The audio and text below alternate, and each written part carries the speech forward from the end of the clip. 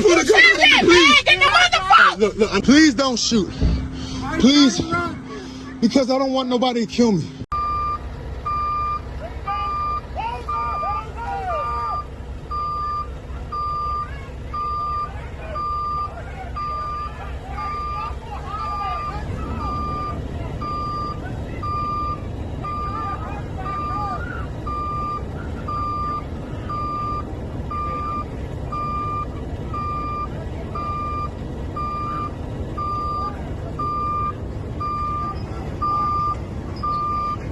Look, I got people trying to wish and pray that I'ma fall about it till we spoke in person. Don't wanna talk about it now, huh? Oh, you sound.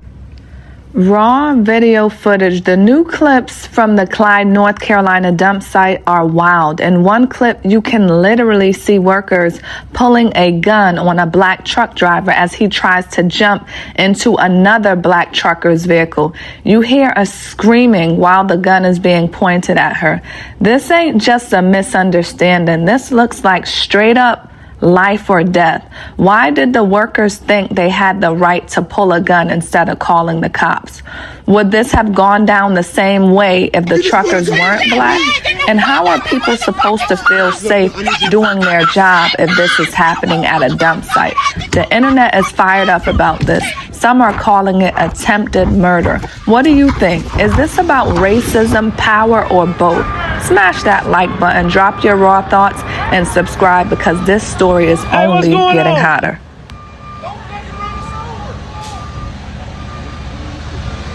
This is crazy as fuck, man. What happened?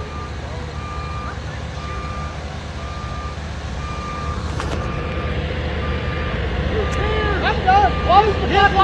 I'm done.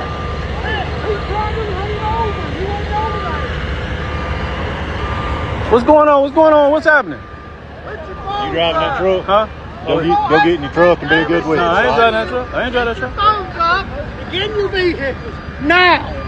You're leaving. You're gone. What happened? You're gone. Going where? You're going out. Who? You. For what?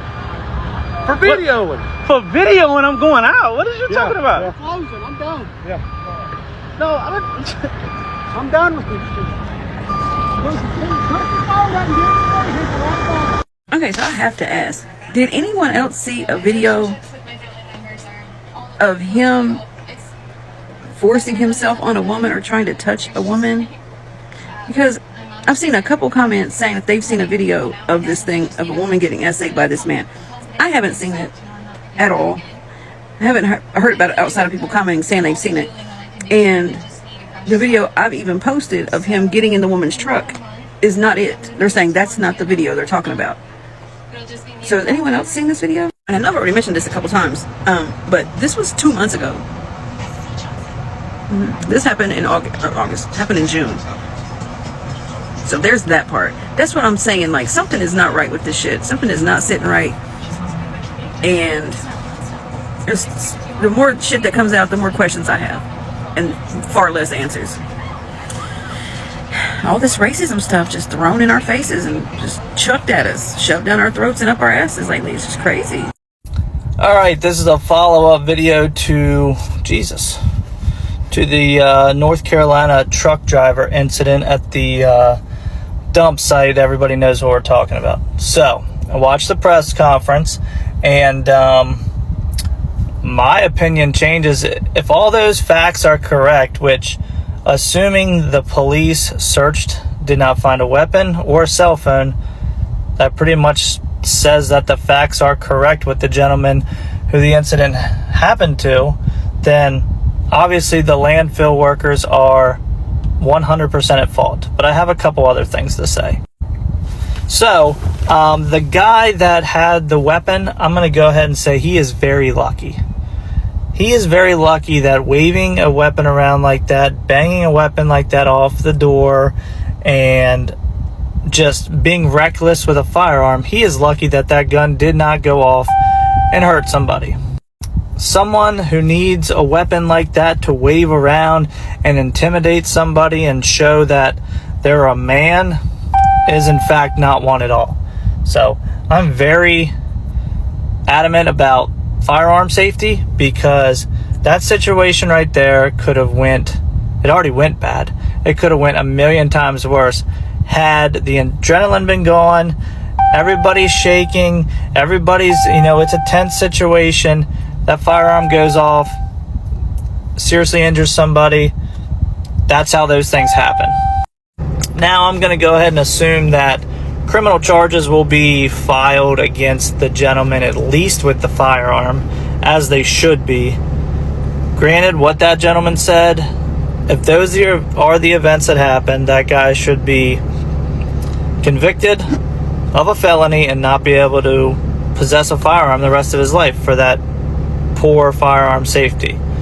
Now, the rest, I assume, is going to be civil, to pay for damages to the company truck, to pay for all the mental anguish and everything that the gentleman went through, as far as having a gun pointed at him, being accused of stealing something that he obviously didn't steal if the cops searched his truck, and him being out of work and everything. Will say one thing before I end off. Everybody wants to make it about race. I'm not here to make it about race. But one thing I will say is I guarantee you, if the truck driver in this situation was a white gentleman, those guys would have never acted like that.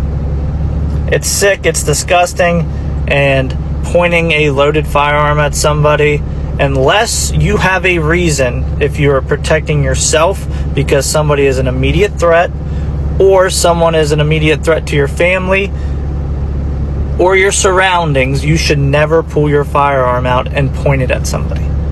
That is safety 101. When you get a license to carry in my state, you have to go through all that. But that's enough of that.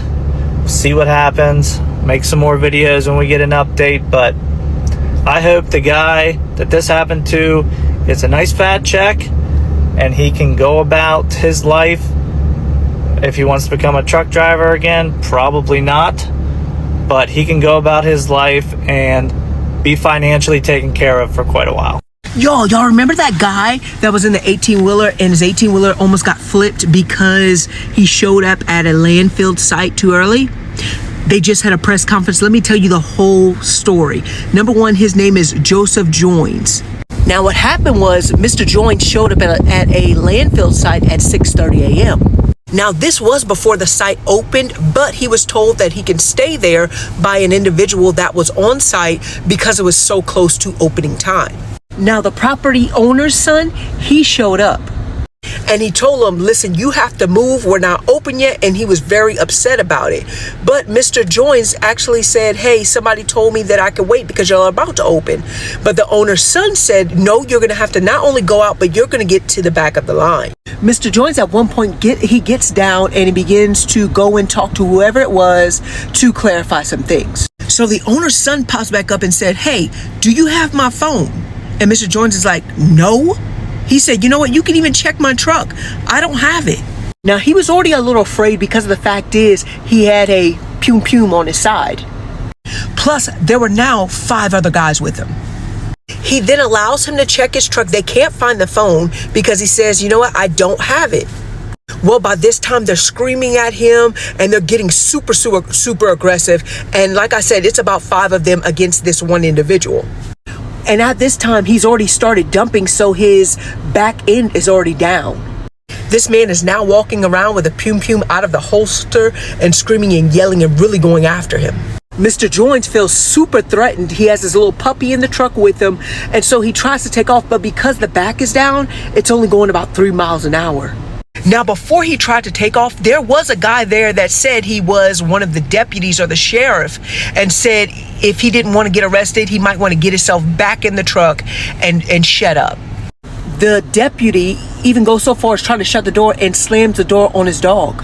And poor thing, you can hear the dog screaming. Well, this is where it gets crazy because at the press conference, he goes into more detail of everything that took place. Do you know that there was a second individual that was actually assaulted because Mr. Joins begins to run and he runs across the street to where he was supposed to be waiting because now they've tried to flip his 18-wheeler with 2 bulldozers. So he runs across the street into another truck of the same company, into another truck where there's a woman by the name of Angelica. Well, the guys still aren't finished because they chase him across the street with the pum-pums, and they're banging on the truck with the pum-pums, and they're also scaring Angelica, and she tells him to leave because she doesn't want to get hurt. Angelica then calls 911 to get the police there, and he ends up somehow running back to her truck because he was so scared. And you can actually see in the video where he's screaming, please, please don't. They're like, well, why are you running if you don't have the phone? And he's like, because I'm afraid for my life that you're gonna do something. And he said, no, you're gonna rot in jail. Like, he's telling him all these crazy stuff. Now, mind you, they still have not found the cell phone on him or in his truck. Now, Angelica tells him, listen, I did call 911 and they're on the way. Now, these 5 guys have not only almost flipped his 18-wheeler with 2 bulldozers because he was on an embankment. So if they would have been able to flip the truck completely, he would have rolled down and possibly have been unalived. So he had every right to fear for his life. And Angelica wasn't sure either what was going to happen because they were beating on her truck with the pum-pums, and they were yelling out crazy things like as if they were going to hurt them. So now they have 2 individuals that were really fearing for their life. Well, when the cops get there, they then begin to interrogate Mr. Jones. Wait, hold on, isn't he the victim? But remember what I said, there was a sheriff already on scene and he was a part of the crew. They search him, they pat down Mr. Jones, and no one is ever arrested, even after they try to flip his 18-wheeler down an embankment. Even after they chased him around with loaded pum-pums. Even after they were yelling out nasty derogatory things. But still nothing happened, so they got lawyers. And we will definitely follow along with this story. They recently had a press conference. You can go view it on his site. It is crazy to hear the details of everything and everything that happened. Thank you for listening. This Lady Queen back with news. A lot of people do not understand why I made the video I made about the black truck driver that was in North Carolina that was racially attacked. I made that video because I have a trucking business, y'all. I don't care if I'm white. I don't care if he was black. That man got treated dead ass wrong just because of his skin color. And for all the people that was commenting on my post saying that, oh, what about those white people and the Cincinnati brawl and all that shit? What about them? I don't live in Cincinnati. I can't relate to that. I have a trucking business. So anything that ever happens to a truck driver that's wrong, regardless of color, I'm going to post about it. If they go kill a white man, I'm going to post about it. If they kill a black man, I'm going to post about it. If they a truck driver, I'm going to post about it, y'all. This is my page. I run it how I want to. You cannot tell me what to do. Make you some content. If you want to post about the Cincinnati brawl, post about it. I don't really give a damn about it. I care about this black truck driver that got racially attacked in Clyde, North Carolina at TBD dump site. Wright Brothers Construction Company, any of that ringing a bell? That's what I'm posting about. Alright, so boom. Like, I know y'all been paying attention to all that crazy ass shit. Talking about these damn black truck drivers going missing and all that shit in these sundown towns, and don't ride through the sundown towns after dark, blah, blah, blah. Oh, I'm gonna go through though. You know what I'm saying? I'm going through. And I'm going the fuck home. So, play if you want to. Your ass can do a fucking hashtag, and they gonna be making a fucking fish fry for your country ass. Playing with the right one. So, all you goddamn motherfuckers in these little sundown towns or whatever the fuck y'all want to call them, you better know who the fuck to play with. I ain't one of them. Trust me. Hey, let's talk about these black truckers that are going up missing and fucking being unalived and being found unalived and shit. I've heard so many people say it, but in all reality, who the fuck else can stop a truck? Think about this shit. A truck is taking anything in its path out, period, point blank. No cars are stopping it, no matter they pull up guns. A semi is not being taken out by nothing but emergency lights. It's the only fucking reason they're stopping. It's these corrupt ass state troopers on the interstates and on the highways, or these weird ass fucking backwood hick sheriffs that's pulling them the fuck over and doing whatever to them because they're fucking indigenous chosen Americans. Hey man, if you driving an 18-wheeler right now and you one of my black and brown brothers and sisters, one of my indigenous brothers and sisters, one of my chosen brothers and sisters, be motherfucking careful. You better have that motherfucking Hey, period. If you don't have that motherfucking on you, get that bitch, period. Or just stop driving altogether. I know you gotta make money, but listen, everything's about to change anyway. So don't worry about that. You will be provided for. You are a chosen one, an indigenous chosen one at that. I'm so sick of seeing all the brutality and all the fucking fatalities that are happening in my black and brown chosen indigenous Americans. Like, this shit's bullshit. I don't like it at all, and I'm not here for it. So when we hear about it, man, we gonna start coming together for real. And you truckers, I'm talking to all you truckers right now. If you drive a big rig and you a trucker, come together, man. Hey, start riding in groups, start riding in teams, so there's somebody there, so that when shit does go down, there's at least two of you. Or start having convoys, start doing something. I know you really can't in a way, but try to do what you can, because this is bullshit, man. I'm tired of them taking my black and brown chosen brothers and sisters. I'm really tired of it. I'm sick of fucking seeing it. I'm sick of hearing about it. I'm sick of it. It's time we fucking do something about this shit. This corrupt ass government, these corrupt ass police. I'm sick of all of it, man. We really gonna start putting all you bitches on notice, man. And it is not a game. I don't give a fuck. Talk all this shit, motherfucker. Oh, you ain't gonna do this. Hey, you motherfuckers don't know shit. Real, recognize real, you hear me? And actions always speak louder than words. Yeah, I'm on this TikTok app rapping, but let me tell you something. Y'all bitches don't know me in real life. I'm really about that, and I'm really gonna go through there. All this shit I'm talking about, I'm preaching about, I'm really living in real life behind this stupid fucking phone screen. It's not a game, man. I'm standing up, and I stand up all day, man. Hey, listen, all you gotta do is ask about me, you hear me? Ask about Big G Money, baby. I shake.